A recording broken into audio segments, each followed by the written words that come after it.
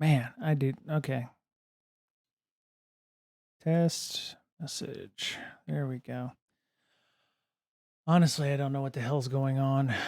Um, I I have no idea when I lost people.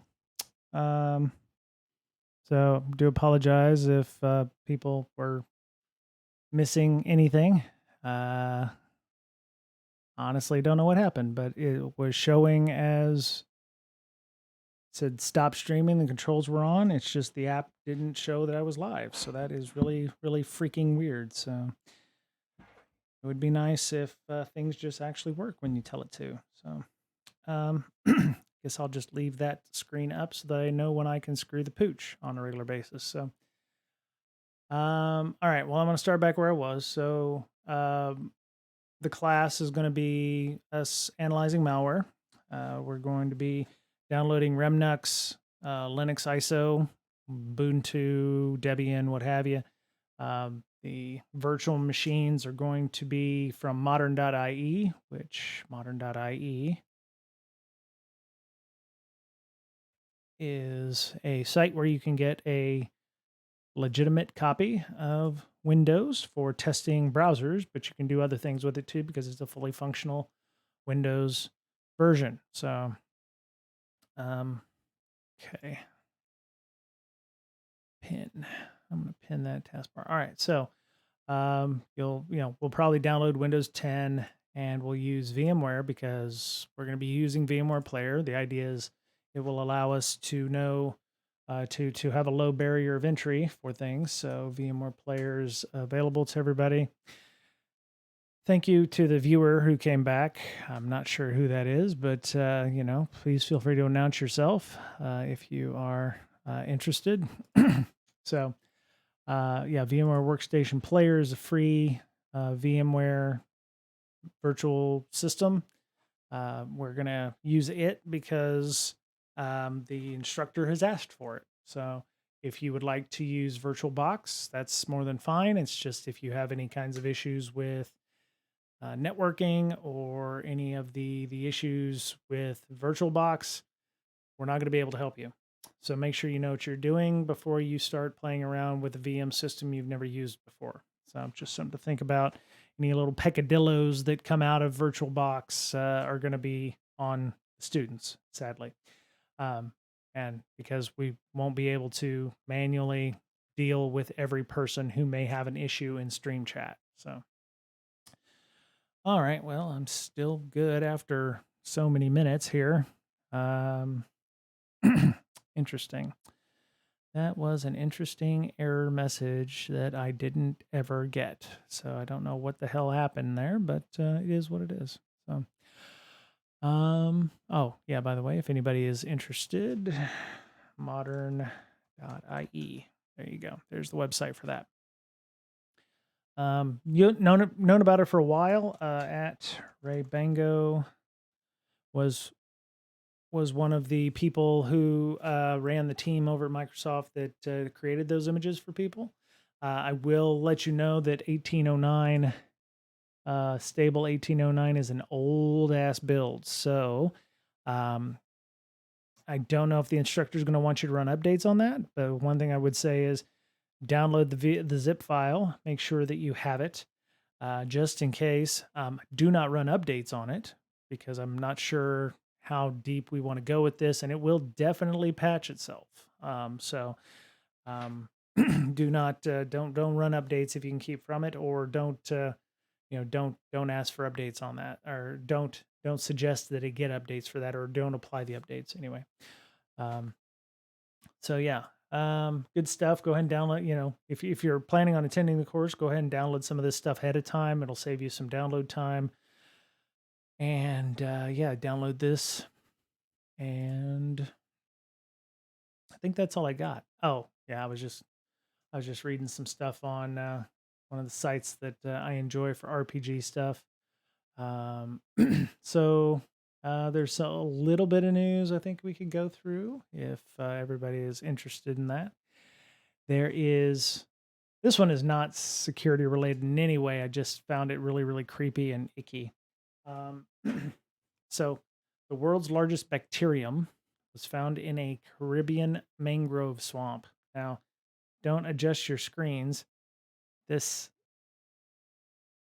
this is it. These little white, pieces of hair are not like lice or leeches or something like that. That is how big the actual bacteria is. Um, the article stated that most bacteria cannot be seen with the naked eye, but this is the largest thing. And for what you see for reference down here, that is a U.S. dime, a 10-cent piece, very small. The fact that you can visibly see the bacterium at all, huge. Huge because it is huge. The bacterium is huge. Um, so yeah, they found it in a mangrove swamp, and I think we can minimize that. So, uh, but yeah, it's creepy as shit. The one thing I was actually watching this video to see if they would actually move when they showed them in here. So you can actually see them. They're visible to the naked eye.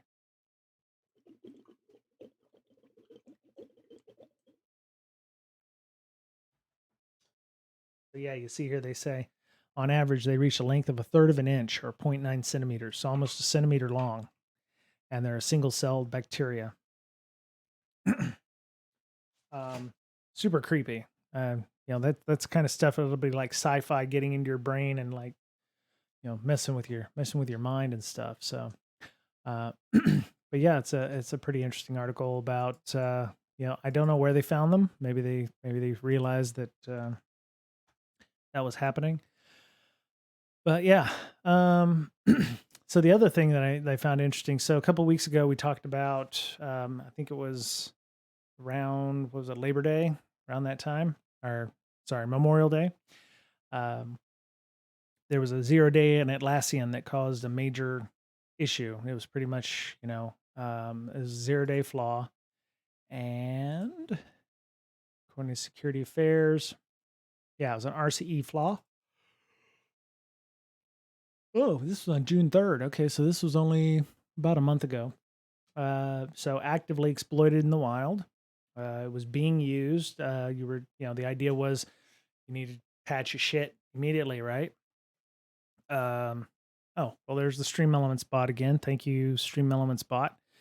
Um, so, the availability, the patches for Confluence came out within about 24 hours, which was great. But, um, they were the best thing that Atlassian told them they could do is restrict the Confluence server and data server instances from the internet. So, don't expose your Confluence to the internet, which sounds great and all. There are legitimate needs to have, I don't know what those are, but there are legitimate needs to have, um, your Jira instances exposed to the internet. Again, I don't know what those are, but somebody must have a legitimate need for that to be a thing. Um, so they have been actively exploited in the wild, and apparently, some threat actors are selling access to at least 50 vulnerable networks that have been compromised because of the recent 0 day flaw. And this might actually be part of the larger strategy of, I believe, Atlassian is getting rid of on prem Jira. You're no longer going to be able to get a self managed Jira instance. So, yeah, 2024, retiring our self managed server offerings. And it said, you already probably got your memo. We made the announcement in 2020. Many customers started making big moves. Some migrated right away. Others are in planning stages, and others are taking a more measured approach, weighing their options. I would have to say, without a doubt, and feel free to put it in chat that I'm completely off my nut. This is going to be huge. And I don't say that often, but I don't know a company that doesn't have some kind of Atlassian um, implementation. I don't. It is pretty much the de facto standard, unless you're using some god awful thing like Remedy or whatever shit Oracle has, for instance. It would be just like Oracle to buy Remedy. Let me see who owns Remedy. Remedy. Remedy, no, Remedy ticketing system. If Oracle owned it, I would not be surprised. Oh, BMC. Okay. All right. So back in my day, they were their own company, but a BMC bought them apparently. So there are a lot of companies still trying to figure out what the hell they're going to do because, wow, this is the only thing I could say in terms of, son of a bitch. Phone keeps killing the connection on me. Okay, I'm still live. All right. The only thing I could say is this is about as bad as I worked at a company that vulnerability management system decided they no longer wanted to do an on-prem system. And they got rid of their on-prem systems and everybody was going to go to their cloud. And we were going to upload all of our vulnerability information, including our vulnerable instances and all of our scans were going to be done from the cloud using their agent system. And our CISO said, yeah, no, we're not going to, send our vulnerabilities up to a third party to be stored on their systems. I completely agreed. This is going to be the same thing, except in so much more fuckery, right? I mean, and I get Atlassian's point, right? You've got an on-prem solution. There's an RCE out there. Atlassian gets pinged every time there's a problem because people are not running their software correctly, exposing it to the internet.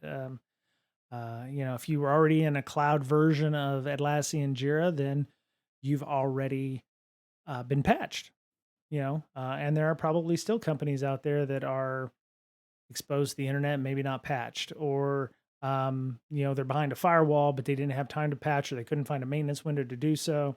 Others are like, we can't patch because of reasons. So there's still unpatched versions of these Jiras out there that have these O days on them. For whatever reason, they cannot patch because they cannot find a maintenance window, or doing so would cause issues. Maybe they've made changes such to their Jira instances that make it impossible for them to actually do the patching on a system like that. So, they're let's see, to make migration smoother, we're offering a cloud migration trial based on how long you have left on your server license. This means knowing when your license expires also gives you insight into how much time you have for your cloud for free. So they're trying to sell this as faster, more secure, better for scaling, more cost effective, more remote friendly, and with our current roadmap expected to meet the needs by all customers of 2024. There's a lot of problems with, so like HIPAA, I don't know BYOK is, FedRAMP, I know what FedRAMP is.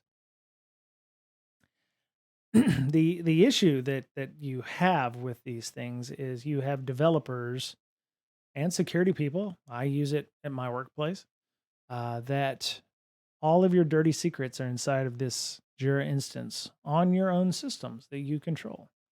And this is one of those problems with moving to the cloud. I mean, that we saw when companies were moving from physical data centers to the cloud.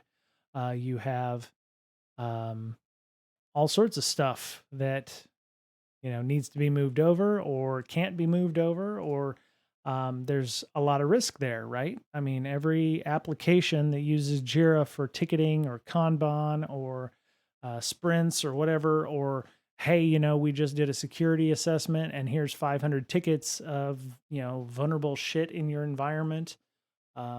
This puts a really huge target on Atlassian because if anybody were to gain access to the Atlassian systems from Atlassian, it could potentially be game over, right? So there's a lot of stuff that people are going to have to think about in the 2 years that they have left if they're using Jira. And I mean, what are the alternatives?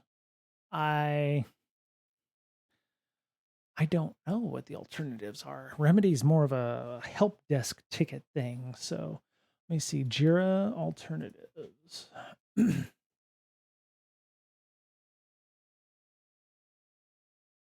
Okay, so all right. So hunting for Jira alternatives is no easy task. Not because there's a shortage of options, but because Jira is a one-way ticket to a foreign land that you probably don't like and there's no way out. Exactly. Exactly. And they're talking about this as a project management tool. This is not even a project. There's so much more than that, right? Who said developers need clunky and complex software, right? Um, oh, I can tell this person is not a fan of Jira, and their solution is to force you onto their cloud along with an increased price, but you don't have to go that route. Your agile software development team and project management group will find the post Jira world quite efficient and user friendly. Alternatives to Jira provide innumerable benefits ranging from lower costs, time tracking, to do lists, superior flexibility, comprehensive issue tracking, and robust tools. Okay. Yeah. Jira. Yeah. Great. Here. Okay. Yes. Steep learning curve. Yes. Outdated interface. Yes. I think it's been the same interface for several years now. That's true. You cannot assign tickets to multiple people. You can tag them in it or make them watch it, but yeah, there's not an issue there. Migrating to another app isn't easy. That's right. It's a lot like SharePoint, right? If you have ever had to use SharePoint, it's not easy to export stuff out, or it wasn't up until a few years ago. Um, and pricing isn't flexible because they're the only game in town and they know it. So yeah. So best alternatives, ClickUp. Yeah. Okay. Is it? Uh, ClickUp provides majority of features, signed comments, to-do list, task checklists. I've used Asana. So of the list up here that they had mentioned, this person mentioned, I've only heard of the one, which is Asana in this case. Back it up. I've heard of Basecamp too, but I've never actually seen it. I've actually used Asana a little bit. Trello, yeah, Trello. I've used it for a Kanban board. Um, yeah, so I've used. Okay. Oh, well, here's the list. Okay, so I've not heard of that. Well, I've heard of that one, but I've never actually seen what it does there. Trello and Asana are the only ones that I've actually seen. I've heard of Basecamp, but I haven't heard of any of these other ones. So um, it's rough because this is one of those pivotal pieces of software, and it's the one thing I was talking about in the past. Is like our over reliance of a single point of software is a single point of failure. People are like, you do web application testing, you use Burp, and I was like, okay, great. What happens if Burp goes away?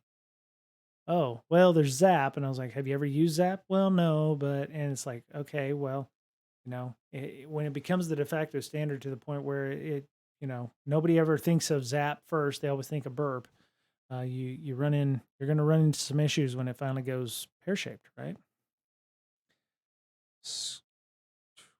All right, just keeping an eye on my stream because apparently I can't stream correctly, so we'll see what happens.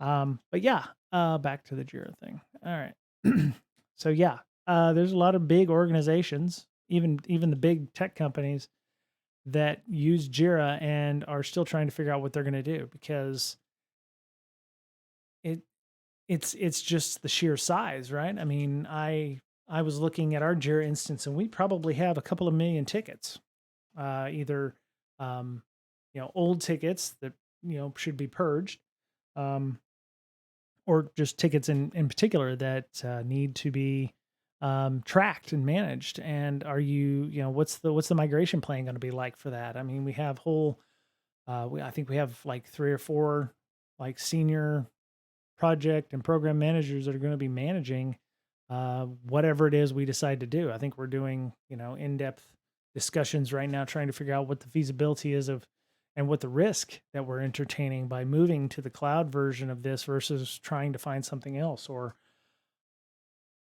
worse, building our own thing, which in many ways could be worse than Jira itself. Can you imagine that? I mean, how long did it take for Jira to be a viable product? You know? I think probably one of the worst things you could do is actually try to build something yourself. I mean, everybody tries to manage stuff by spreadsheet today anyway, right?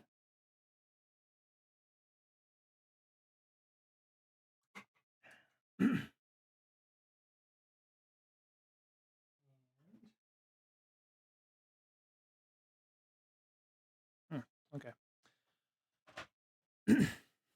All right. Well, I'm assuming the one viewer I have is very interested in what's going on here. So yeah, they say under Rapid7, the seller has a good reputation on the hacking forums. They also urge administrators to patch their installs. Rapid7 is attempting to identify the companies and notify them.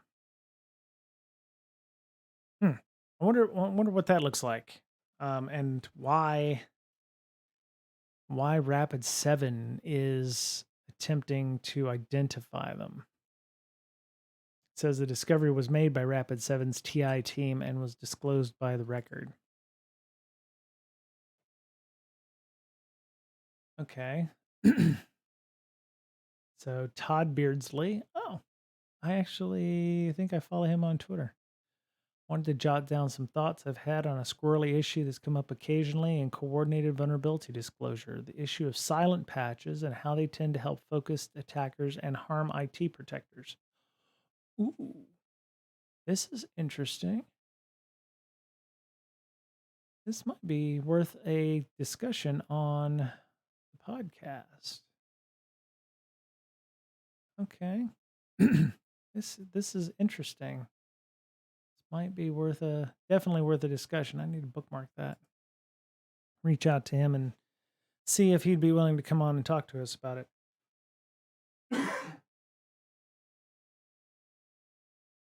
Excuse me. In the bad old days, most major software vendors were rather notorious for sweeping vulnerability reports under the rug. Well, the bad old days are kind of still here for some companies. They haven't figured that out yet. I think I've already mentioned one of those companies during this discussion. Starts with an O and ends with a coal. So, unpacking the silent patch. When a company releases a patch for software, in nearly all cases, they're not exotic packers. They're not employing anti-forensics. Problem is, it's when companies issue patches and they don't say, oh yeah, hey, by the way, we're fixing all these CVEs, and they just discuss the new features that are in the system. Somebody who, if you get an incomplete change log or you're not looking at the change logs, and you're like, well, I don't need this widget. Yeah, we can wait on this. When in fact, it fixes like 15 CVEs, right? Or there's an O day, like the Atlassian thing. Atlassian pushed out a patch. It sounds like they didn't advertise that the patch actually did fix the problem. People had to knowingly want to patch their systems to fix the issue. When you silently patch, you are intending to limit knowledge of the patched vulnerability to skilled exploit devs.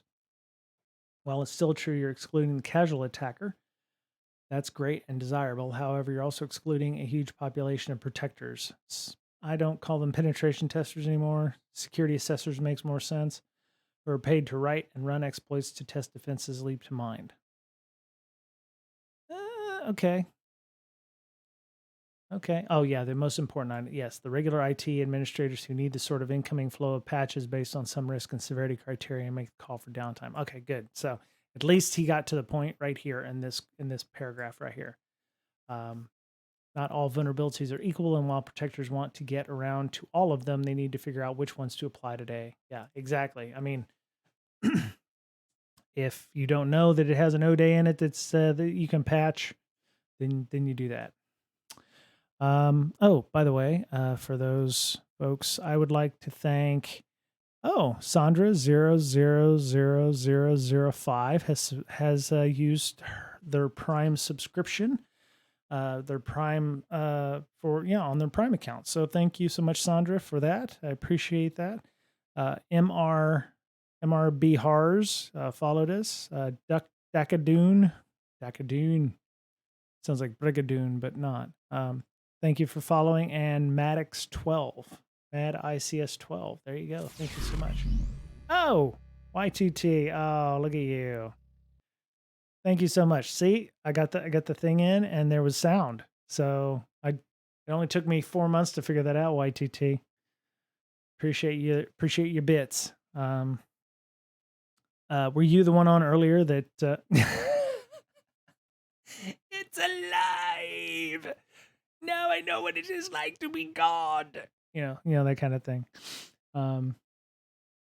That's the line from Frankenstein, the original in the black and white, that I think got them fined for blasphemy, because the Hayes office was such that they didn't allow that kind of shit in Hollywood at that time. So it was like Gone with the Wind.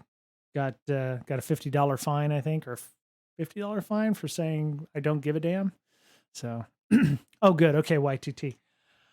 Yeah, had some issues apparently earlier. So I was streaming, and then all of a sudden, everything looked like it was still streaming, but I wasn't streaming. And yeah, so glad you could join me today. I saw that you're on Twitter, that your master project, your opus, is nearly done. You just need another what is it? You need another Moore's level of GPU computing power. So let me ask you a question about that YTT. Could you just invest in some AWS GPUs, or do you actually need the existing, do you need it to be like, I don't know, like going to a different CPU or GPU, like diagram or design, or just making them faster? You can throw 1,000 more of them at them, but you'd really need something that's like, 10 times faster, but not it's on the front end. It's all one GPU for the final stage. Oh, okay. Okay.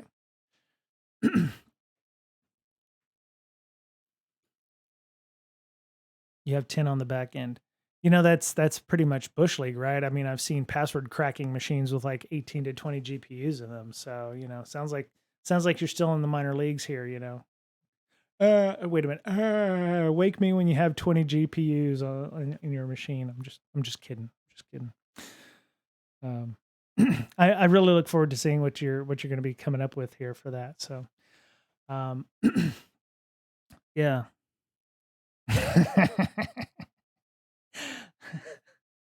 Yeah. So I was telling people about the malware analysis class that we're going to be doing on Tuesday.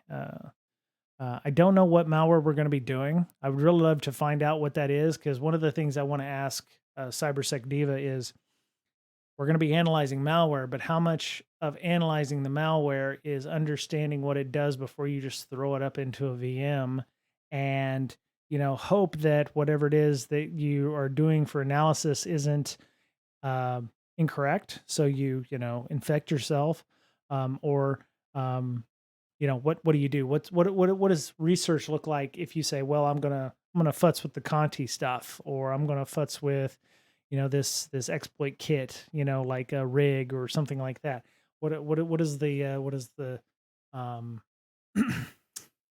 what does the research look like for that? How do you find out about that? Or are you actually, pretty much on the front lines here, where you actually are hoping to not infect yourself and still get the IOCs or the threat intelligence that you need? So this is something that I'm looking for there. Y2T, maybe you can answer this question for me. You work for an okay sized company. You know who I work for. Jira, going away in 2 years, or it's going to the cloud. Cloud only, no on-prem. Does that make your, does that give you night sweats? I don't know if you use Jira or not for your development background or your development teams or your help desk folks, but for a large organization like yourself that uses some kind of ticketing system, what if they just told you, "Yeah, you're not going to be able to use the on-prem version anymore"? What does that look like for you and your org? I'm going to continue moving along. If YTT, I'm sure I hope she'll answer, but I just want to throw that out there for folks to think about. Not a big Jira fan. Jitbit, Jitbit, Jitbit. Okay, okay, for help desk. Yeah, that makes sense. Yeah, I could see why Jitbit for if it's a help desk thing versus a Jira, which is a different thing. Um, I was thinking more along, if you ever had developers or something like that. I don't think anybody is a Jira fan. I think it's one of those things where it's like it's the only game in town, or it's the worst of the best, or the best of the worst, or it's just a necessary evil. Yeah. Oh, huh. So YTT says, yeah, for project management, I'm still waterfall, sue me. Um, I think there's still a need for waterfall in many things in this day and age. And I think a lot of people who want to consider themselves agile are just taking waterfall and, putting a little white paint on it. And I still think that being true agile is not likely to be real for them, because I don't think they actually have the agility to be agile. Um, there's always some part of waterfall there that they have to do, um, in many cases, and especially with the government, the way they do contracting and the way they do things, uh, it's there. There's always an iterative process. Right. Retail, yeah, retail just isn't agile. Yeah, I mean, oh, and for those of you who are unaware, waterfall, hippies, damn yous, project. Okay, waterfall methodology. Yeah, so you, the waterfall method, of course, they put it in a fancy graphic to make it look like you're going downhill on something, but the idea is you have requirements, you gather requirements. You go in, you talk to the stakeholders. They say the manager does their best to get a detailed understanding of the project sponsor's requirements. Moving from ecometry to SAP, and oh, I'm so sorry. Talk about so. I don't even know what ecometry is, but moving from that to SAP as being better, Christ. Oh my God. Okay. I apologize, YTT. You are truly a saint and somebody with a numerous amount of patience. Um, so ideally,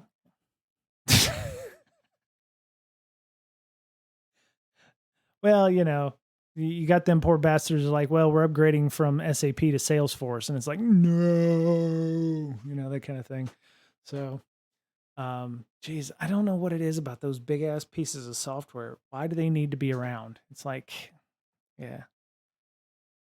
Yeah, it just really bites. Anyway, so the idea is you're supposed to get the requirements of what you want to do. When I did my PMP course, version 6 that I failed at twice, I think I've mentioned this more than once.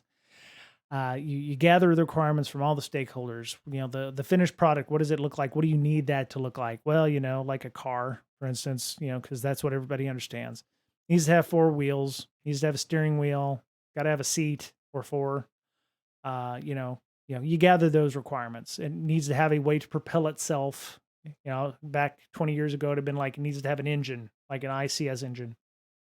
Nowadays, it'd be like, do you want an ICS? Do you want pistons, or do you want a hybrid model, or do you want an electric vehicle, or what have you?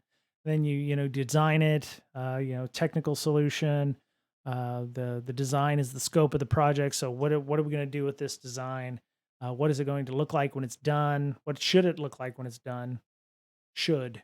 A lot of times there's a problem there. Implementation, you start, this might be the shortest phase of the project because research and design may have already been done, right? Swing now. she she has to. Oh, there you go. There you go. Okay. I love it. I love it. How the custom how the project understood it. Oh God. Okay. How oh wow. Wow, yes. How the programmer wrote it. How it was documented. That is so true. There was no fucking documentation. The only thing makes this worse is, agile people think, well, we'll just, documentation not done in waterfall or agile in this case, how they advertised the open source version, right? And then how they applied source patches, right? Right. Jesus. Oh, okay. Yeah, yeah. Marketing advertised iSwing. That's nice. Oh, yeah. Somebody's a little bitter about Apple there. Yep. That's amazing. Okay, I'm gonna have to save that. Yeah, that's good. I'm gonna have to save that bit. Don't crash my system. All right. I got that saved. That's crazy. Yeah. Yeah, that is so true.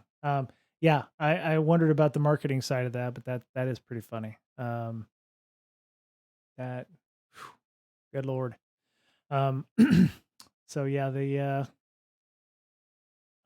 it doesn't always go like this.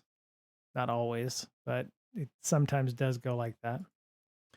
Um So yeah, you end up, having to actually do the work and everything. And with Agile, the whole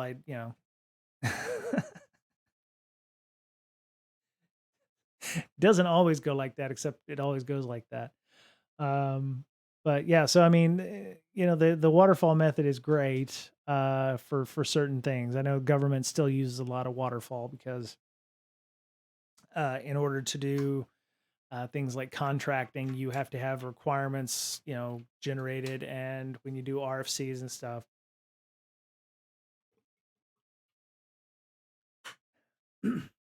You need to when you're doing RFCs, you have to actually know what the requirements are so that when you're bidding on this or when you know what those requirements are.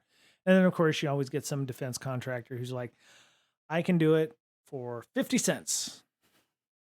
And then $300 billion later you get an F-35 jet. So, that kills people because the oxygen masks don't work. um Advantages of waterfall, of course, they say developers can catch design errors during analysis and design phases. Total cost of the project can be accurately estimated. That is not fucking true. Maybe if it isn't government, but I mean, there's so many government overruns, and yeah, I mean, I think the government's trying to get better at that, but I still quote the F-35 as the fucking boondoggle of the century. This one and the last century. Structured approach, it's easier to measure progress. That is somewhat true. Developers who join the project can get up to speed because everything they need to know should be in the documents, except when the requirements documents are probably always in flux. In an ideal world with frictionless planes and massless balls, maybe. Yeah, exactly. I think the problem with a lot of the waterfall stuff is people don't actually know what they want until they actually get to see like the thing starting to be built. You end up with a lot of scope creep, which is like, well, they are paying the bill, so we feel like we need to do this kind of thing. Projects downsides, the projects can take longer than this chronological approach. Clients don't know what they want at the end. Yes, clients often don't fully know what they want at the end. Clients don't fully know what they want at the end, opening the door. And that's why I laughed so heartily at YTT's documents. Like they don't know what the fuck they want, which is why you end up with scope creep or, hey, yeah, that's not going to work for us or what have you. Clients are not involved in the design and implementation stages. And then deadline creep. When one phase of the process is delayed, all the other phases are delayed. Yeah. You can't do things in tandem, right? You can't be running the design phase at the same time you're doing the implementation phase, even though that probably does happen, which is yet another reason why we have that problem. Um, yeah, yeah, it's hard to be a PM, um, and a program manager and a project manager. Um, both the client and developer need PMs. Yeah, yeah. The client needs a PM, I think, just to wrangle them into finding out what the fuck they actually need, right? And I think, and YTT, you can definitely weigh in on this. I can almost fucking guarantee, you probably write books on this, but they they want something, and then as time goes on, and I see this with the current project I'm working on at work right now, things change, reorgs change happen, management leaves, new management comes in, technology changes, especially for long-term projects that last even more than 2 years. Things happen. Uh, you get an email from, or you see a news article about a similar technology or a vulnerability in a similar technology, and like, oh shit, this may be something we need to look at too. And it's like, oh well, we're gonna have to redesign everything now because our our design allows for nuclear missile launches to happen over Bluetooth or something. I'm just fucking around. It's not true, but if you, especially in high tech world, anything more than 6 months, you're either going to get reorged, you're going to lose a manager or gain a manager, you're going to lose senior leadership or gain senior leadership, or the tech landscape is going to change enough that what you originally had designed or thought of is no longer going to be applicable or needs to be changed, which is why they like the agile stuff. The idea is that they look at a few little minor things. YTT says the client needs someone they can trust to explain how those changes rescope the project. The manager needs to manage the development. The developer needs to manage the development. Yeah. Yeah. Yeah. It's an interesting dynamic, right? You have developers who, yeah, I've got stories. And I want to watch what I'm saying here because I don't want this all to come back on me in about 5 years when I talk about who I work for or something. It's there are PMs who don't PM, or they're just biding their time in this case to hope that, because they know it's not going to work. You get them PMs who are like, hey, this doesn't make any fucking sense. Why do we have this product? um you know and 3 years ago some manager thought it was a great thing to do, and now 3 years from later we're like, does this thing even make sense to build anymore? Agile has the opposite problem in my experience. It's all over the place in the end. No one knows what the real long-term goal is. They're focused from failure to failure. Yeah, I mean, it's yeah, for me it feels like agile is like, okay, we just need to get 4 tires on the ground, right? And then it's like, okay, those 4 tires are there. It's an iterative process, right? So you make little steps every time. Whereas you design what the requirements for the tires are, and then you design what the drivetrain is going to look like, and then you design the body, and so instead it's like you've taken waterfall and turned it in from like a 3-year thing. Now each waterfall is like, you know 2-week or 4-week sprints. So it's like at least that's what it feels like for me at my organization. And even then we still end up with things like, well, okay, and then the body doesn't fit the frame, and the tires rub. Yeah. What was that song? Johnny Cash had a, what was that, 64, 65, 66 automobile, something like that. Yeah, one piece at a time. That's it. It's a song about a guy who used to work at a car plant, and he basically stole pieces. I don't know why she's in there, but she, or the singer of the song in this case, Mr. Cash, um, stole pieces from the assembly line for a vehicle, and he was going to build him a car one piece at a time. Unfortunately, as the years go by, he's got like the tires for a 55 Oldsmobile and the drivetrain for a 1960 Ford and whatever. So he was trying to just build an amalgamated device. I actually found this song kind of apropos for how Agile kind of works. It's pretty good. The lyrics are right here. So he said, they had me putting wheels on Cadillacs every day. I'd watch them roll by. I wanted me one that was long and black. So he devised a plan. It'd be the envy of most man. He'd sneak it out in a lunchbox. And so he had one piece at a time, and it's a pretty long song. So, but yeah, he ended up making the transmission was a 53. The motor turned from 73. He drilled it out a little so it would fit. So yeah, this is pretty much duct tape and dreams that he wrote this song for. But yeah, it is pretty funny lyrics if you want to read the lyrics in the YouTube channel, or the YouTube video there, and you can listen to the song. It's not too bad. It's from way back in the day when everything was in black and white, I think. So, but it's pretty. So just to give you an idea, 49. So he'd been working on the assembly line here in like till 73. So he'd been like a 30-year veteran of whatever automobile company made these things. So Walk the Line was a great album. Yes, it was very much. Yeah, very. Oh, okay, I see. But yeah. So, but yeah, just take a look at. Oh, the Hurt from Johnny Cash's Hurt was actually really really good as well. I can't play this because obviously, the audio would get turned off, and Twitch doesn't like that. So, but yeah, just go take a look at that. But so yeah, that's how Agile kind of works. Sometimes you end up with the ass of a monkey and the head of a lion, and you're trying to fit the ass and the head together into the body of a goat, which is the chimera that you end up getting at the end. So, let me see. So, yeah, just a little bit of news. That was the ones that I saw. Exactly, YTT. I don't want a DMCA request on my shit. I already saw several people.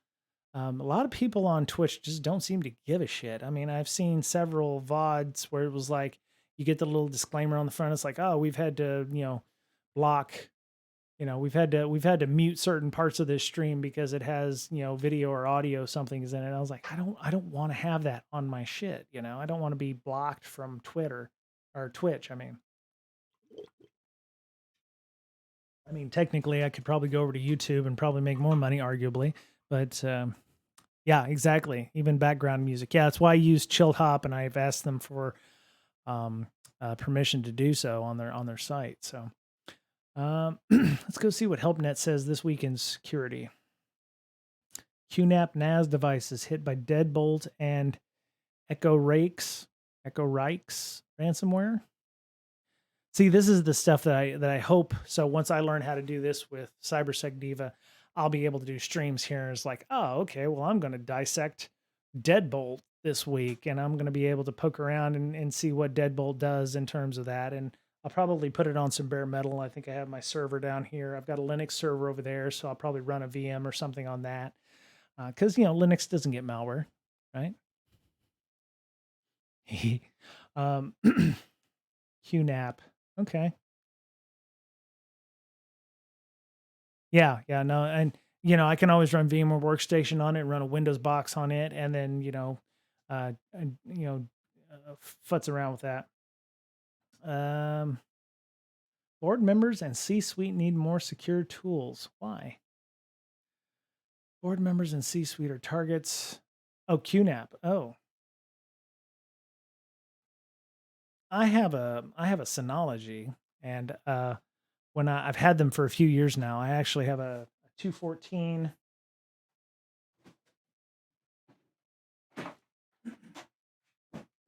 So I have one of these little bitty ones. It's got a bunch of laptop drives in it. Unfortunately, these were 2 terabyte, Seagate drives, and this is the newer one that was put in after the first drive started to fail. This is the second one. As you can see, this is another 2 terabyte drive, but the technology had gotten better in the time that it had failed. So you can see that there's a literal difference of size in the drives themselves. So one is roughly half the size of the other. And so I haven't turned that one back on, but I thought about maybe plugging in a terabyte drive into that just so that I'll have a nice quick little NAS that I can use on that. So yeah, it's let me see, it's the DS411 Slim. So there you go. Yeah, and then I have a 414 in the closet over there. It's got about 18 terabytes in it. I use for legitimate purposes.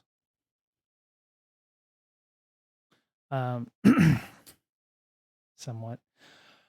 Yeah, so let me see. NAS devices, remotely accessible via the internet. Yeah, I don't do that shit for my Synology.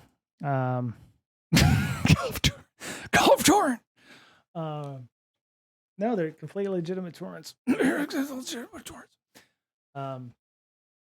Synology NAS devices. Yeah. The way I remotely access my Synology right now is I use it's like OwnCloud. It's called SyncThing, and it allows you to create your own personal cloud. I have Google Drive, but if I have backups, right? So I have Google Drive syncing to my Synology, which also syncs everything to my SyncThing implementation. It's supposed to go over the BitTorrent protocol, but it's secure as it can be. But yeah, so QNAP has detected new Deadbolt ransomware campaign. It targets QNAP NAS devices running outdated versions of QTS 4.0. I have 216 free NASs. I looked into free NAS for a while there, Y2T, because it ran on FreeBSD, right? And I wanted a free NAS type of system. The only thing was at the time they were prohibitively expensive. The Synology uses some kind of janky RAID system that it has. I'm not saying janky in a bad way. It's not a typical RAID system that you would see. They called it a hybrid RAID. I don't know what that means. But it allows you to expand your drives. So, at the time, my 411 Slim here, I had only 2 drives that I could put in it. And as I, got more money or over the months, I was able to add more terabytes to it. So I think this one currently has about 7.5 terabytes or something in it. But yeah, so QNAP advises all users to update to QTS or QUTS Hero firmware to the latest version. FreeNAS is free, as in if you're rolling your own. See, what I would love is to be able to put FreeNAS on my Synology. Unfortunately, there's no good way to do that with Synology. And right now I had an Intel NUC. Yeah, my NUC up there. But the damn thing won't work. So I don't know why my NUC won't work anymore, but it's dead. So I had left it plugged in because the CMOS battery kept draining itself, but I tried setting up Linux on it because I wanted to use it for the class, and it just would not boot for shit. So it's neither here nor there. I've had it for a few years and I haven't done shit with it, so I'm not out much. So Deadbolt offers 2 payment schemes. The victim pays for a decryption key, or the vendor pays for a decryption master key that would theoretically work to decrypt all victims.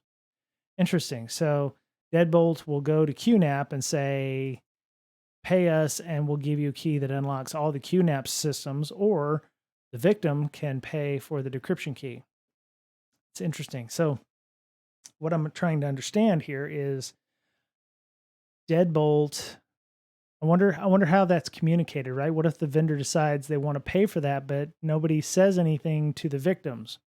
So Deadbolt gets paid twice, right? They could get paid for the victim to unlock their own QNAP, or for QNAP, whoever that vendor is, to unlock it as well. So they can make money either way. However, this writing, we have yet to find evidence that encryption via master key is possible. Yeah, that's rough. They built a web UI that can decrypt victim data after ransom is paid and a decryption key is provided. Well, that's nice. Risk mitigation advice. Wait a minute. I'm guessing don't expose your QNAP to the internet. Mm-hmm. Best practices out of date or unmaintained software. Yeah. When installing applications, incredibly careful.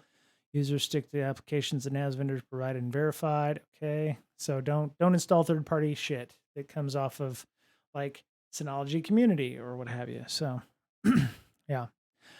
Um free NAS. Okay. Yeah, God, I really would love to do a free NAS. Because what I'd love to do is the other reason I liked Synology was because it does have a sync thing client, which not all of them do. I actually use ZFS for my Ubuntu now. I don't know if it's any faster, but I like the fact that I can use ZFS on Ubuntu now. Um, there's cheap for you cases that support 32 drives. See, I guess I, well, yeah, there you go. Kind of like one of those. TrueNAS Enterprise, Core, Scale. Okay. Best for non-critical storage. Okay. At this point, I'd just rather run an own cloud, and I've got 15 or a sync thing or what have you. And um, one of these days, somebody will create a fuck it. They'll figure out a better way of putting Linux on a Synology or something because I love the form factor. I think it's great. I just what was the name of those ones that it wasn't a NUC, but it was like shuttle PC. I used to have one. I used to have one of these. I push my NAS up to Backblaze. Oh, really? Okay. I didn't know that. Oh, Backblaze. Oh, you're making me look shit up today, Ms. Y2T. Yeah, okay. For a while I had like was it Tarsnap? It was like Tarsnap. It was made by one of the developers of OpenBSD. Yeah, backup. Yes, Tarsnap. That's it. Tarsnap is secure, efficient online backup service. Your data can only be accessed with your own personal keys. That's important. I think anybody who's using an online backup system, base level security means you and your keys only have access to it, and nobody else's. Yeah, Tarsnap was really good. I actually used it for a little while. But yeah, and they're still maintaining it. So the last update was February 2022. So there you go. And of course, Tarsnap, of course, does deduplication. Yeah, there it is, deduplication, and only uploads the necessary bits. So yeah, it's like $3.95 a month, depending on how much data you're pushing up. So, um, yeah, Alice pays less than $5 a month, thousands of daily backups, adding several terabytes of non-unique data. Why? You pay for what you use. Yeah, see, that makes sense. Yeah, tar snap backups or whatever. I love, before I was playing with sync thing and whatever, I was using like rsync, and it's okay. I find that it's a little difficult to maintain across multiple systems. That's the one thing I liked about. I looked at OwnCloud, I looked at sync thing, I looked at well, it was BitTorrent Sync. I was trying to use BitTorrent Sync as well. The idea at the time was BitTorrent Sync was a little janky. And then of course BitTorrent Sync, torrent, 2 R's, sync. I think they now charge for that shit, which was the other thing. Oh yeah, now they call it Resilio, and I was like, what the fuck is this? It actually worked really. I don't know why the D&D stuff is on there, but okay. Oh, okay. Okay. Spy server synchronization in real time. Wow, boy, they've really gone almost semi legit. All right, very cool. Good for them. Yeah, I didn't like the fact that you had to pay for that shit. So I was like, yeah, I got to find something else because I did like BitTorrent Sync, but then it went away. So it was also available on Synology, was why I was using it. But yeah.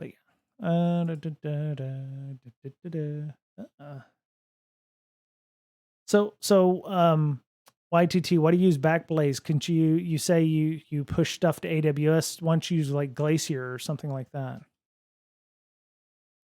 Yeah, I mean, I used rsync over SSH for years. It was easy on OpenBSD. I could just, run a script and, with SSH, and I could do it with keys, and it was largely, you know, dot /backup, and it would just, run in the background, and I could let it run in at its leisure. But then, I decided to stop using OpenBSD as my daily driver, and it was like, well, what the fuck am I going to do now? Windows didn't have a Linux at the time, so I mean, I could almost go back to that now with WSL2, but yeah. Glacier for deep storage, AWS for stuff that may have to come back fast. I looked at Glacier. I didn't actually see how long it actually would take to restore something if you dorked it up.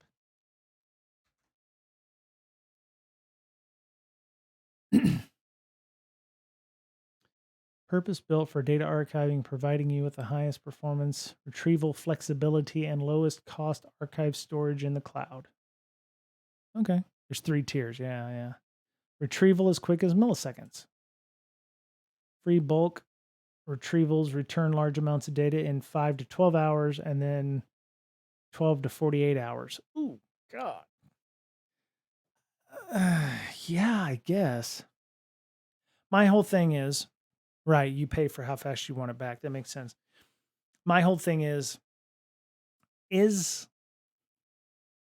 I could definitely see it for a compliance kind of thing, but um is there data that you need to store for more than 48 hours?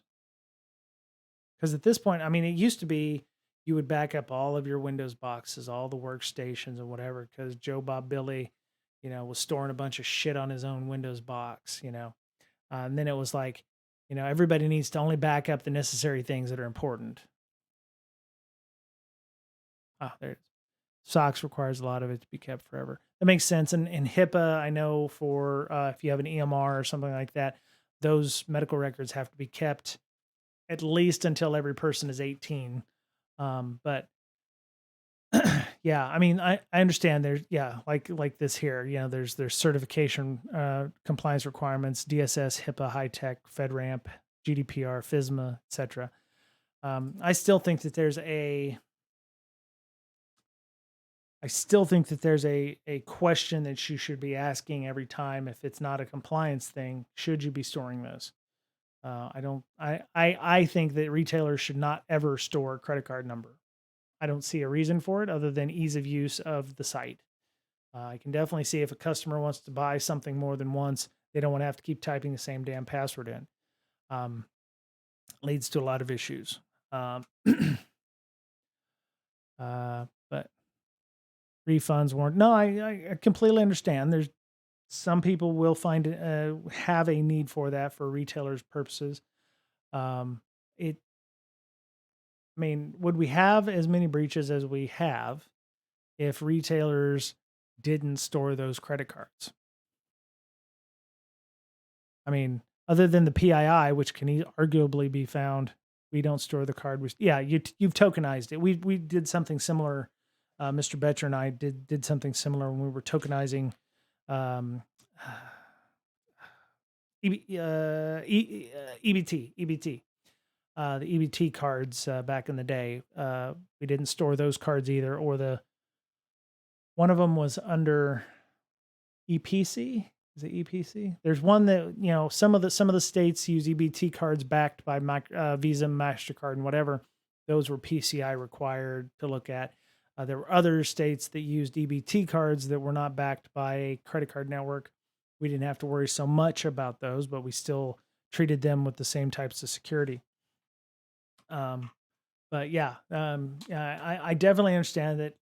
Just like exposing your Jira to the cloud, there are use cases required to do those things. But yeah, tokenizing those is definitely the better option on that. So close up Tarsnap. Oh yeah, just in case people want to look at the links for these things, I will post those up in there. Glacier.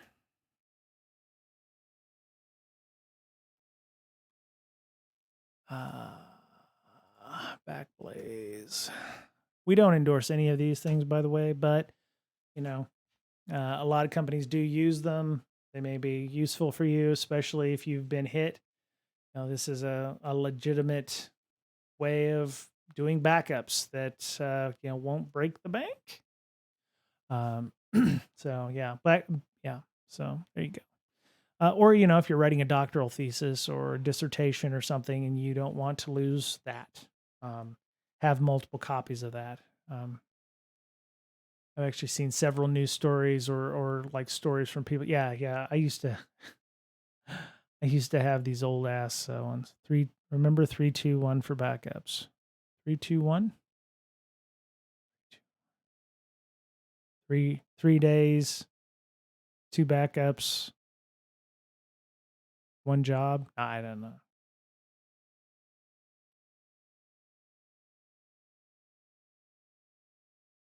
There it is. U.S. Commerce. Okay.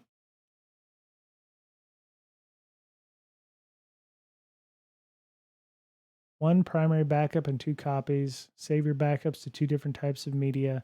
Keep at least 1 backup file offsite. There you go. My Google Foo is strong today. I was able to find that pretty quickly. I had a when I was doing what is it hospital audit for somebody. This is a small ass town, and I do it was pretty funny. Go in, you're interviewing people. Compliance person's also the IT person, who's also the security person, and it was a HIPAA high trust audit thing, and we're the pre-audit folks. We're the ones who come in and ask the questions, figure out what they were lacking, and every time you went on site with those, doing one of these things, it was, we're not the bad guys. We're just trying to help you understand where you're missing things, kind of like a security assessment or a pen test in advance of the real pen test, so to speak. And I was asking the guy about his backup procedures. He's like, "Oh yeah, man, I do backups every day. It's so important to make sure we do those." And I was like, "Hey, awesome, cool. Where do you store the backups? Because one of the requirements is an offsite backup." He's like, "Oh yeah, I take it home with me, and as I'm driving home, I stop by the bank, and I'll every couple of weeks, and I'll put it in a safety deposit box, and I'll rotate out the drives in there." I was like, "Okay, cool." I was like, and it's good to store them off site, but you're supposed to kind of be geographically separate, right? And this is in the Midwest, so Tornado Alley kind of shit. And I was like, "Oh, okay. So I mean, what Iron Mountain? Yeah, I don't think they had Iron Mountain. I think they were using the bank for the backups in this case." But I was like, "Okay, great. Where are you storing the backups at?" And he's like, "Oh yeah, in the bank across the street." I was like, "Wait." I was like, the across the street, I can point at the bank and see. Oh yeah, and I was like, "Well, what happens if a tornado came by, wiped out your hospital?" And he's like, "Well, we would just go to the bank and get those." And I was like, "Tornadoes tend to, destroy indiscriminately, right?" And so, we had to kind of help him understand that.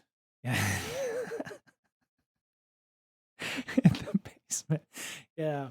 Yeah, I had to, he didn't, the thing was, he didn't see anything wrong with it because by the letter of the law, he technically was storing things off site.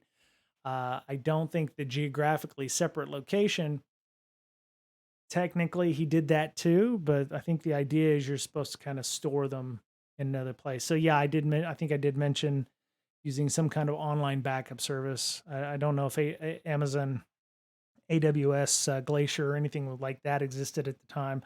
This was back in, they may have, it was like 2011, 2012. So it's not that far ago. But yeah, I had to kind of impress upon him that's like, look, one good tornado and your town is gone, right?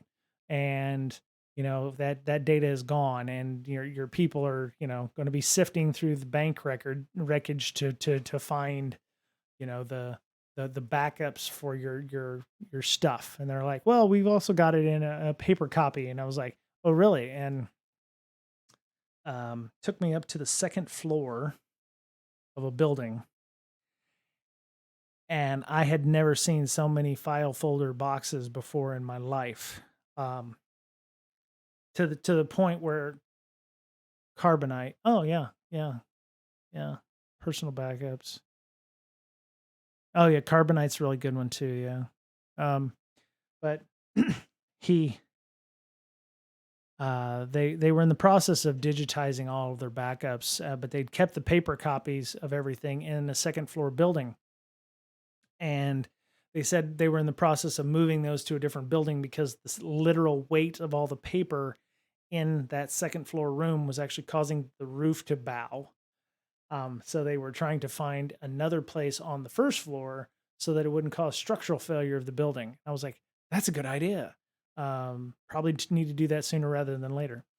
But yeah, that's one of many. It's funny. I only did dozen, about a dozen hospital assessments, but I have stories from every one of those places. It's just amazing. That's one reason why I was like, medical industry is just it is there's it's a hot mess. So um yeah. And I get it. You're trying to save lives. But god damn, they got to get out of their way. The scale is so hard to imagine though. Yeah. Yeah. Um yeah, that makes sense. Scale is yeah. I actually I when he took me up there and he showed me the room, and at the time I was a little heavier than normal, and the first thing I noticed when we walked in there was the floor creaked, which is why he told me he was trying to find. Oh yeah, paper, yeah, and that doesn't include like the major hospitals, like you said with the basement. I bet there's a lot of shit in basements. Now that they have EMRs, they're probably a little better. Yeah, I had one of these shuttle PCs. They were a bit janky, but well, they kind of worked. Anyway, this is not an ad for Shuttle PC, um, but yeah. Oh wait, what am I doing? All right. Let me see one other thing here. Let me see. Yeah, TrueNAS, um, silent patching. I liked them. I liked them a lot. I actually had the toaster sized looking ones, that were about yay big. Um, and yeah, what did I do with that thing? Oh yeah, I think I'd put Linux on that back in the day. Yeah, I was trying to use it as a web server for a while. Yeah, so Atlassian Confluence, yeah, okay, great. Let's see. One last thing here. Oh, this was a good discussion. This is not a news article, but I go through NetSec. I have the blog post for that. WebAssembly buffer overflows is pretty good. M92 Micro from Lenovo. Yeah, yeah. If there my thing though is, if you don't want to buy a new machine, there are several. You don't always have to buy a brand new machine. www Amazon.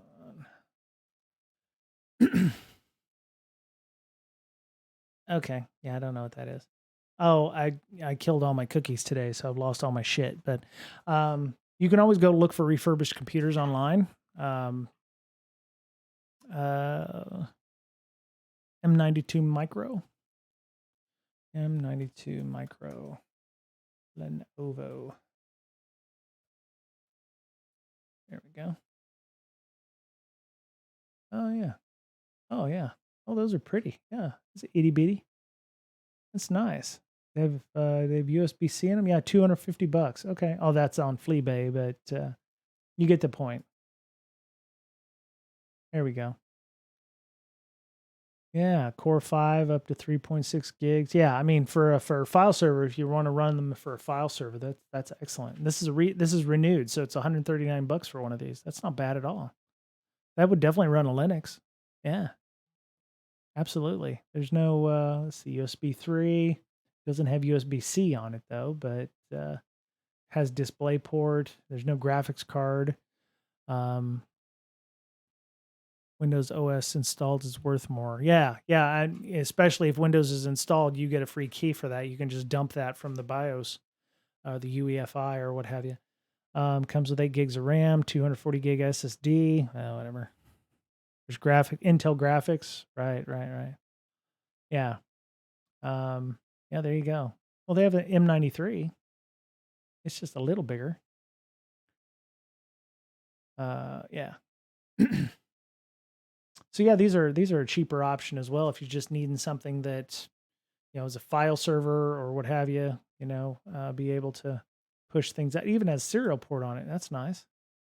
That's serial. Oh no, it's VGA. Okay, I thought it had a serial port on it, but you can get USB to serial all the time.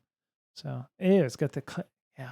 What would be nice is if it didn't have the classic um, Lenovo plug-in motherfucker. If it didn't have the classic Lenovo power adapter, I would really like. Yeah, it does have DisplayPort. Yeah. But those would make a great free NAS right there, and it'd probably take up a lot less power.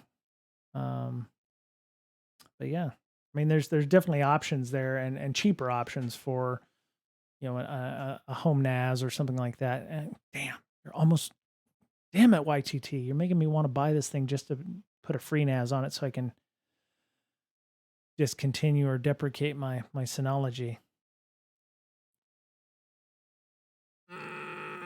Must resist. Oh, thank God. Okay. Damn it, YTT. What do you got to be an influencer for? Yeah. Oh, you know what? You're absolutely right. Home projects. Yeah. I mean, you know what? I gotta be honest. I have this is the one I was using for my Pi hole, and I had my Pi hole set up. It failed in April, and the way I had everything set up was I had all my DNS running through this as the primary, and then if it failed, it would just go to Cloudflare for 1.1.1.1. This failed in April. I didn't even know. And to be honest, using this caused a lot of issues with my router where it would like lose Wi-Fi connectivity or it would do something like that. Um, yeah, see, this one failed, and I've got like 2 or 3 more over there, and this is a 3. Yeah, this has got the shitty like little mini HDMI. They really dorked the dog on this one with the proprietary cables. It's like if you have to buy a special cable just to plug a fucking monitor into your Pi hole. Yeah. Yeah, I'm very unhappy with this Pi hole, with this system. I don't think I'm gonna buy any more Pis. I think like what Y2T said, get small form factor like that. Hey, Super Lolly. Oh, you're not late. I've been on since 3 o'clock Pacific PM my time. So, um, hey, Super, are you gonna come to the or check out the VOD for? Oh, how'd you do that? Stream Elements is telling you how long you've been streaming for. That's kind of interesting. Um, we have our malware analysis class starts on Tuesday afternoon our time, which would be Wednesday morning early your time. So, yeah, hope you'll catch the VODs, or if you'll be able to join us at the end of it. Glad you're here though. Welcome to Monday. So glad you were able to join us, Super Lolly. So. We've just been talking about some news, nothing major. Just really happy about that. So, oh, by the way, up here in the upper corner, I think I have a goal of 500 followers. And as you can see, we're almost there on that. So, tell your friends if you find value in this. So, I'm not so much worried about the sub count. I appreciate everybody who takes the time to, spend spend their tip jar money on us. How bad does Monday look? Super long. Well, YTT. Oh, fuck. It's yeah, it's the thing, isn't it? Yeah. I'm yeah, I know. Super's on the other side of the planet. Yeah, it's a rough weekend. It's been a rough month in more ways than one. So I don't know where we're going to be heading with the future and what the future is going to look like. I future lolly. That's right. That's right. I honestly don't know how people will be able to even celebrate the 4th of July this year. You know, I honestly, I'd argue that patriotism is dead for myself, and I'm a veteran. I, such as it is, I mean, I served. I didn't see combat, but I worry as to what July 4th will look like in the future on this. So, um, yeah, Super Lolly, I'm glad you were able to join us here. You know, even if it is somewhat close to the end of the stream. Um, yeah, we're the class starts on Tuesday. I'm actually going to be doing the run through a dry run through with CyberSec Diva tomorrow. We're going to be going through what it takes to set up a lab. We talked about downloading a Linux ISO, so like Ubuntu or what have you.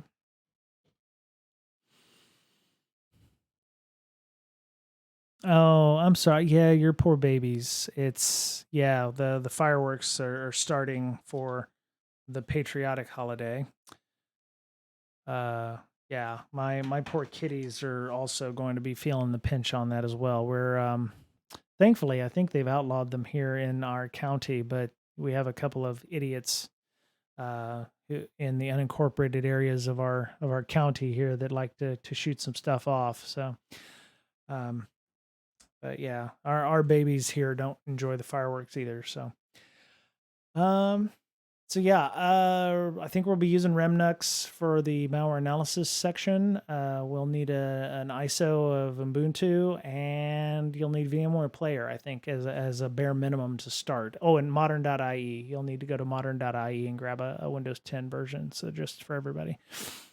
Not this morning, but on Friday, one was PC was without, and I troubleshoot an hour for checking probability bad cable. It was a bad cable. That's always a good place to start, Super Lolly. You know, I troubleshooted something this weekend and I found out that I had a bad HDMI cable. Um, and then another thing I actually tried to troubleshoot my NUC and come to find out it wasn't a bad cable. It was just a bad NUC. So that's another thing that I've had issues with. But yeah, cool. Let me see. Oh, wow, we have actual more viewers now. That's really weird. Welcome everybody. So, glad everybody could join us tonight. Yeah, we're oh, Coding Spectre. Hello. Did we get rated? I'd like to thank Coding Spectre for the hookup there. Hello, Coding Spectre. Yeah, sorry about the coding thing. I was going to go through some Edibit stuff because I wanted to take a. I wanted to. No, not. Oh God, I hope Dabbit is. Oh, I apologize if that loads before I can get something else on there. All right, so I need to learn how to do some coding. I have tried several things. Learn Python the hard way. Learn Ruby the hard way. I've tried various coding bits. Oh, info streams. Okay, cool. Thank you to the InfoSec streams folks. I don't know if that actually works or not from time to time, so I'm glad you're able to join us. It's fortuitous you joined Coding Spectre if you're actually coding and you're a Spectre. Edibit is a tutorial or a challenge site with a number of different ways of learning, you know, C#, C++, Java, JavaScript, PHP, Python, Ruby, and Swift. So I just finished up with the SQL map stuff on Hack the Box, and I was like, I need to mix it up a little bit, right? So, oh yeah. They go. So they're different challenges, Coding Spectre, from very easy to, you know, I named my firstborn Python. You know, there's a number of different things up here from beginner to expert. So they have a number of different challenges. Looks like there's no shortage, and they are community based. I think you can submit coding challenges to things. So there are a number of challenges for you out there if you want to do some of this stuff. I had hoped to start doing some of the Python and those in the near future to just kind of get back into familiarity with this, because I understand a lot of malware analysis is going to require looking at code. There's a number of different things. So it's like you can do challenge sessions. There's tutorials on Python and JavaScript. Um, oh yeah, Super Lolly, absolutely, 100%. Yeah, definitely. If you can understand Stack Overflow, I can. So it's like speaking a language, right? I can read it and understand what it says, and get the idea from the cognates, if you will, from English to the other languages like French or German or Spanish or what have you. Um, the problem is speaking it, right? I think it requires a different brain pathway or something. Being able to, grok that. YTT, I think analysis isn't going to be as much about Python assembly. Don't be afraid of it. It's really going to help. You so scared. Okay, well, let me go see if there's some assembly code exercises.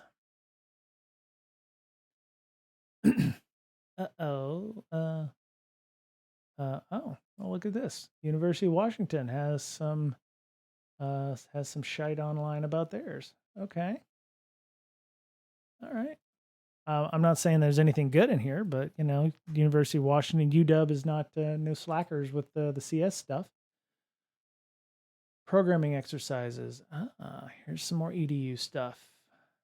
Write a program in assembly language that asks a user to enter an unsigned integer, adds 1 to the number, and displays the result.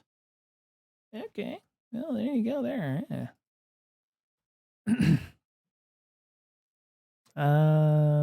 Yeah, agreed. I can't write own PowerShell code, but I can modify the heck out of publicly available solutions. I'm not aware of anything that decompiles to Python.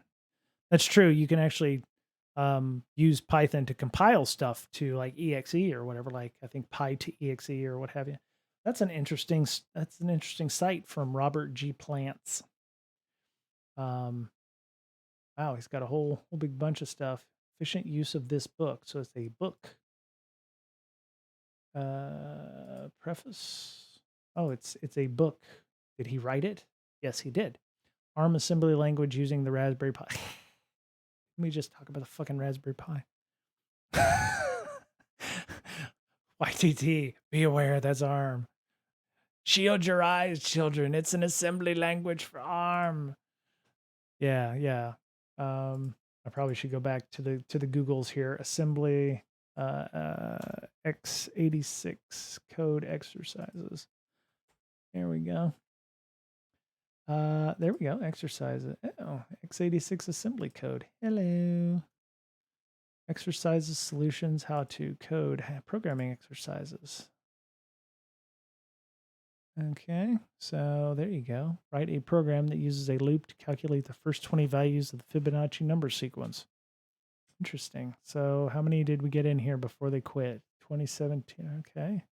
Well, there's a number of them. Let's see. Oh, we didn't get past February 8th.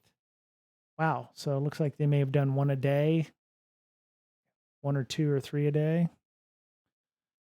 Drop that in there. There's some exercises.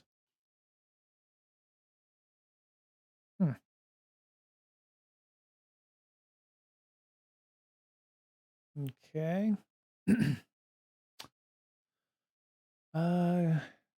Assembly on exorcism.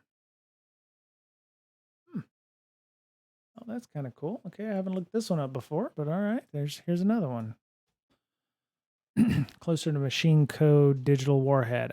Digital warhead. Hey, what's up? I had to learn assembly to program a PIC chip back in school, actually writing binary and saving it to memory locations. Okay. 18 coding exercises for x64 assembly on exorcism. I cannot. Okay, so for those of you who might go to this site, exorcism.org or whatever, I just found it literally on Twitter, not Twitter, but on Google. So I don't know if it's good or not. It looks like that there's definitely some stuff going on here. Hello World is always a good place to start. So you definitely do have some examples here on how to do some various things. So that's kind of cool. Oh, hey, GoPro Slow Yo, how you doing? Glad you could come and hang out here. Yeah, So we were talking about the malware analysis class that we're going to be doing on Tuesday, and I was like, probably need to learn some code and stuff. Yeah, YTT, Cybersec Diva. I'm sure I'm going to talk with her tomorrow, and we'll talk about some of those things and see what she suggests on there. So if y'all are able to join us on Tuesday afternoon, 3:30 p.m. Pacific time, we'd love to have you. So cool. This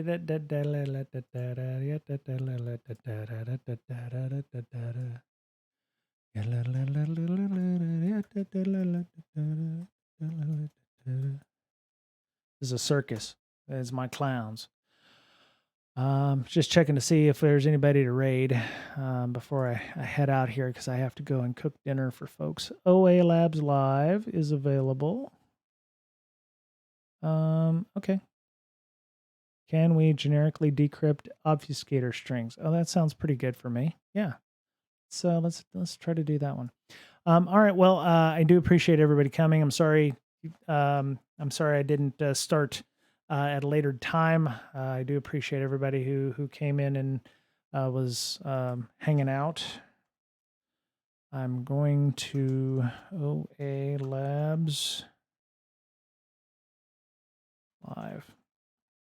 That is not how you type that.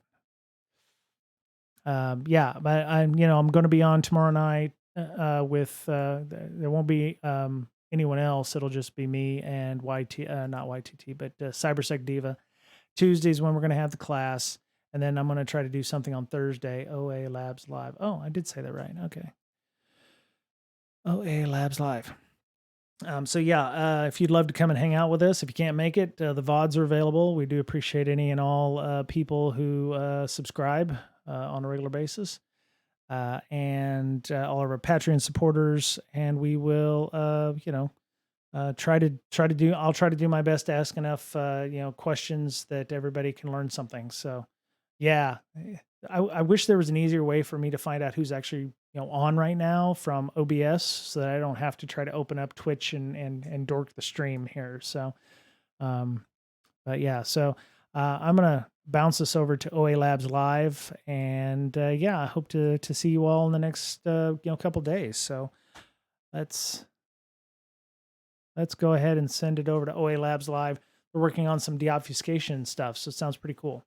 So hope you all have a good night. Take care of yourselves. Sleep tight, and dream for a better tomorrow. Okay? All right. Good night, y'all.